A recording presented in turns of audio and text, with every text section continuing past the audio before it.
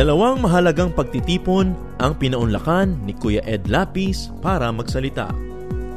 November 15, sa World Council for Curriculum and Instructions na ginanap sa GSIS Hall, ibinahagi ni Kuya Ed ang mensaheng Caring for Creation. Sa kalipunan ng pangunahing guro at educators mula sa iba't ibang panig ng bansa. November 22, idinaos ang 64th Annual Convention of the Philippine Hospital Association na ginanap sa SMX Convention Center. Binigyan ng kaliwanagan ni Kuya Ed sa kanyang mensaheng Providing Care, Is There Such a Thing as Filipino Service Culture? Ang mga doctors at medical administrators tungkol sa pagbibigay kalinga sa mga may sakit na angkop sa kulturang Pilipino.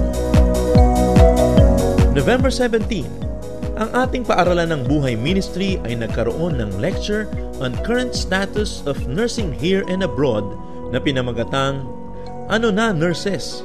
Estado ng mga nurses sa Pilipinas at abroad.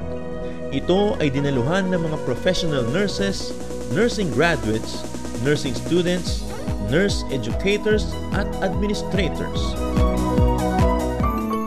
Bilang follow-up sa ministry para sa mga biktima ng Bagyong Yolanda na sinalubong natin sa Villamor Air Base galing Tacloban, dinalaw natin ang ilang pamilyang kinukop dito sa iba't ibang areas sa Metro Manila. Dinalahan po natin ng relief goods, bigas, nutritious foods, at sila'y ipinanalangin.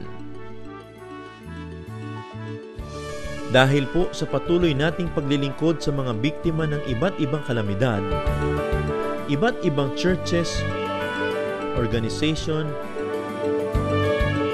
at mga individual na rin po ang nagpapadala ng tulong sa pamamagitan ng Day by Day. Nagpadala po tayo ng tulong sa mga katutubong Panay Bukidnon na lubhang nasalanta ng Bagyong Yolanda.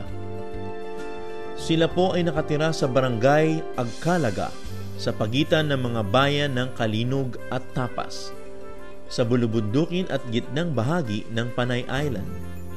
Kasama po sa tulong natin ay bigas at basic necessities. Ang food and relief distribution ay nasimulan na at itutuloy pa natin sa 21 barangay sa Tapas at Kalinog municipalities at inaasahang ang gawain ay magtatagal ng ilang araw. Ang Tapas Capiz po ay hindi nararating ng sasakyan at nilalakad ng 3 araw, samantala ang mga barangay sa munisipalidad ng Kalinog ay may 13 hanggang 21 kilometro mula sa kabayanan.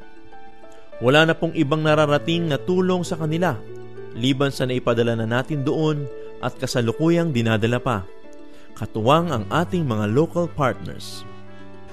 Ito po ang School for Living Traditions na mga katutubong Panay Bukidnon, kung saan ang kanilang kasaysayan, mga sining, kaalaman at kultura ay itinuturo ng mga matatanda sa bagong henerasyon ng mga kabataan. Ganito na po ngayon ang paaralan matapos rumagasa ang Bagyong Yolanda. Tutulong din po tayong maitayong muli ang paaralang ito.